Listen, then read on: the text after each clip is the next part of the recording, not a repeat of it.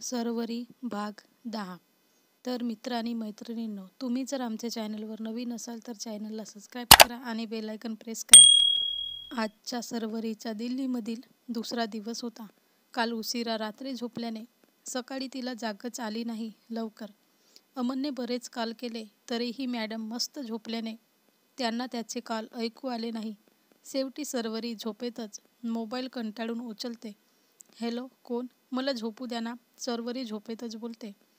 सर्वरी, सकाळचे 9 वाजले आहेत. अमन काहीसा हसून हळू आवाजात बोलतो. त्याचं ते बोलणं तिला आधी तर कळत नाही, पण नंतर कळताच ती भयंकर शॉक होते. काय? 9 वाजले? मी एवढा वेळ झोपून कशी राहिली? अहो, तुम्ही पण मला कसं झोपू दिलात? सर्वरी घाईत उठतच आपलं बडबडतच त्याच्याशी बोलायला लागते. सर्वरी, तू नेहमी एवढा वेळ झोपते. यावेळी मी नव्हतो तुला उठवायला, त्यामुळे तुला वेळ कळली नाही. अमन तिचे एक्सप्रेशन आठवत हसून म्हणाला. कारण सर्वरी लेट झाल्यावर काय काय करत असेल याचे विचार आधीच त्याच्या मनात चालू होते. तेच आठवत तो हसत असतो. इकडे सर्वरी त्याच्यासोबत बोलतच पटापट आपलं आवरायला लागते. एरवी घरात असताना अमनचं सगळं आवरून घ्यायचा आणि नंतर मग ऑफिसला जाताना सर्वरीला उठवत असायचा. त्यामुळे कधी तिला लवकर उठायचं हे माहीतच नव्हतं. तिला अजून तेवढा व्यवहार माहीत नव्हता. त्यात अमनने कधीच तिच्यावर जबाबदारी टाकली नव्हती. पण आता बाहेर आल्यावर सगळं काही एकटीला करावे लागत होते. त्यामुळे तिची धांदल उडत होती. ती अमनसोबतच बोलत फ्रेश वगैरे होते आणि तयार होऊन हॉटेलच्या बाहेर जाते. अमन सांगतो तसं तसं ती ऐकते आणि चालतच हॉटेलच्या जवळच्याच एका कार स्टँडकडे जाऊन एक कार बुक करून त्यात बसते. तिला व्यवहारज्ञान कळायला हवे होते, त्यामुळे अमनने यावेळी कॅबला कॉल केला नाही. सर्वरी व्यवस्थितपणे त्या ड्रायव्हरसोबत बोलते आणि अमन सांगतो तसाच ॲड्रेस ती त्या ड्रायव्हरला सांगते. परफेक्ट. आता तू मला संध्याकाळपर्यंत कॉल करायचा नाही. मी खूप बिझी आहे, त्यामुळे हा सोना.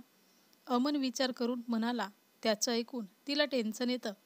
मनातच थोडी भीती देखील वाटते. पण आता एवढ्या मोठ्या शहरात आलो तर भीतीला दूर ठेवावे लागेल याचा विचार करून ती त्याला फक्त ओके म्हणते आणि नाराज होऊन फोन कट करते. अमन ऑफिसमध्ये बसलेला असतो आणि त्याचं ते बोलणं त्याच्यासमोर असलेला रोहन ऐकत असतो. जसा अमन कॉल कट करतो तसा तो विचित्र नजरेने अमनला पाहायला लागतो. सर्वरी आमदारांची मुलगी आहे ना, मग तिला हे सगळं जमत नाही का? लहान मुलीसारखं समजावत होता ना तू? म्हणून विचारलं, रोहन म्हणाला. रोहन, आमदारांची मुलगी असली तरीही तिला बाहेरचं माहीत नाही. जेव्हा जेव्हा ती बाहेर जायची तेव्हा तिच्या आसपास वावरणारे पुरुष लोकच काम करत असायची. त्यामुळे तिला यातील काहीच माहीत नाही आहे. प्रत्येक वेळी मुलींना अजूनही काही ठिकाणी एकटं सोडलं जात नाही. सोबत एकतरी पुरुष असतो आणि तोच सगळं काही पाहत असतो. मुलींना जमणार नाही, मुली घाबरतात, हीच विचारसरणी लोकांची झाली असल्याने सर्वरीसारख्या बऱ्याच शिकलेल्या मुलींना देखील अशा मोठ्या शहरात वावरता येत नाही. त्यामुळे त्या एकट्या बाहेर पडल्या की असे प्रॉब्लेम्सना फेस करायला नाही जमलं की रडायला लागतात. छोटे छोटे प्रॉब्लेम देखील त्यांना सॉल्व्ह होत नाही.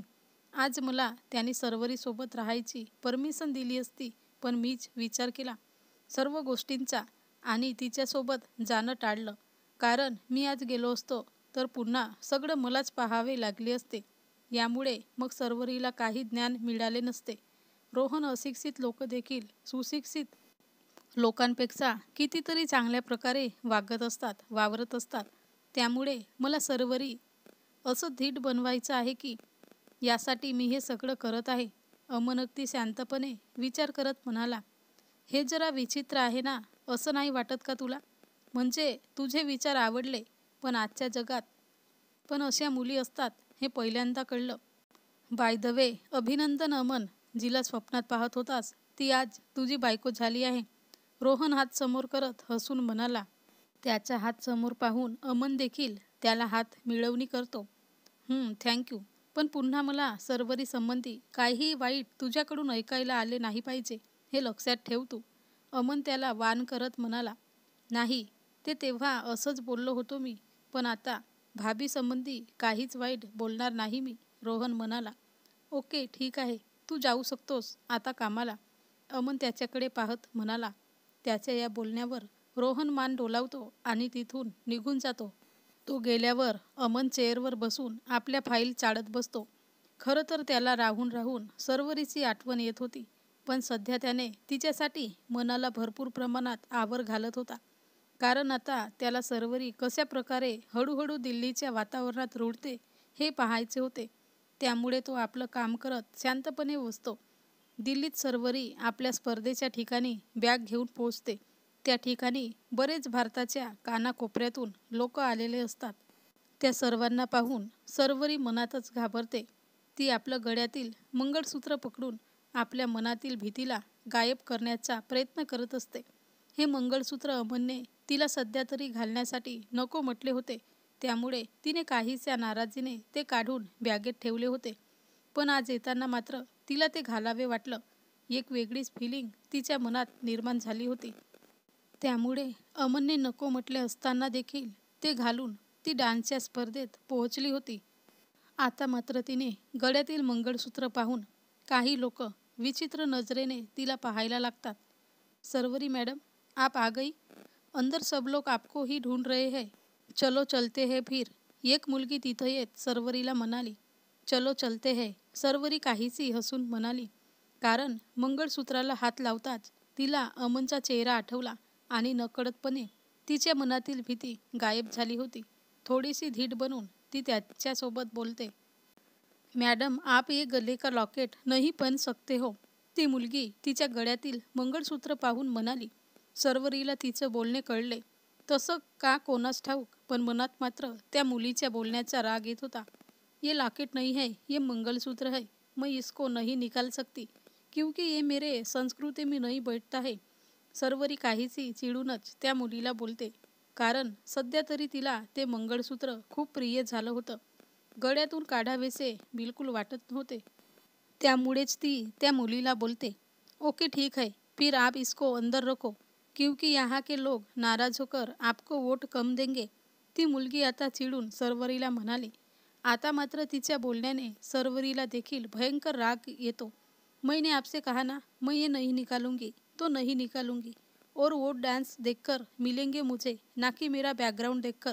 आपके रूल्स में ऐसा कुछ नहीं था कि आप शादीशुदा लोगों को इसमें पार्टिसिपेट करने नहीं देंगे वगैरह. इसलिए मैं आपकी बात नहीं सुन सकती. अगर मुझे ये पहने नहीं दे रहे हो आप लोग, तो मुझे इसमें हिस्सा ही नहीं लेना चाहिए.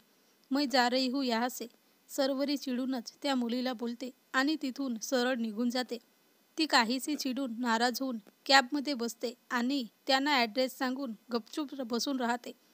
जिथे माझं मंगळसूत्र काढायला लावले जाते त्या स्पर्धेत मला भागच घ्यायचा नाही, सर्वरी मनातच म्हणाली. पण यावेळी ती अशी का वागली हे देखील तिला कळत नव्हतं. एका मंगळसूत्रासाठी ती भांडू शकते याची कल्पना देखील कोणाला नसते. पण ती तिथून निघून गेल्यावर अमनला ती लोक काल लावून सगळं आजच सांगून टाकतात. ते सर्व अमन शांतपणे ऐकून घेतो आणि कॉल ठेवून देतो. ही मंगळसूत्रावरून बोलली असं कसं शक्य आहे? हिला तर मी नको आहे, मग मंगळसूत्र का जपते ती? अमन, काही खरं नाही तुझं. तुला तिथं जाऊन तिच्या मनात काय चालले आहे ते कळून घ्यायला हवे, नाहीतर ही अशीच क्षुल्लक कारणावरून भांडत बसेल. अमन मनातच कपाळ खाजवत बोलत असतो. कारण सर्वरीने जे भांडण केलं ते त्याला पटत नव्हतं. सध्या तिच्या मनात काय चालू होतं हे देखील त्याला कळत नव्हतं. त्यामुळे तो मनाशीच विचार करतो आणि रोहनला दिल्लीच्या रात्रीच्या फ्लाईटची बुकिंग करायला सांगतो. कारण ही स्पर्धा सध्या त्याला महत्त्वाची वाटत होती. त्यामुळे सर्वरीचं असं माघार घेणं त्याला पटत नव्हतं. अजून स्पर्धेला 8 दिवस बाकी होते. याचा विचार करूनच तो दिल्लीत जाण्याचं ठरवतो. अमन आपलं ऑफिसचं काम आवरून घरी येतो आणि आपल्या बॅग भरून सर्वरीला कॉल न करता दिल्लीला जायला निघतो. एअरपोर्टवर येऊन तो सर्व प्रोसिजर करून दिल्लीच्या प्लेनमध्ये बसतो. काही वेळातच त्याचं प्लेन दिल्लीच्या प्रवासासाठी उंच उड्डाण भरते.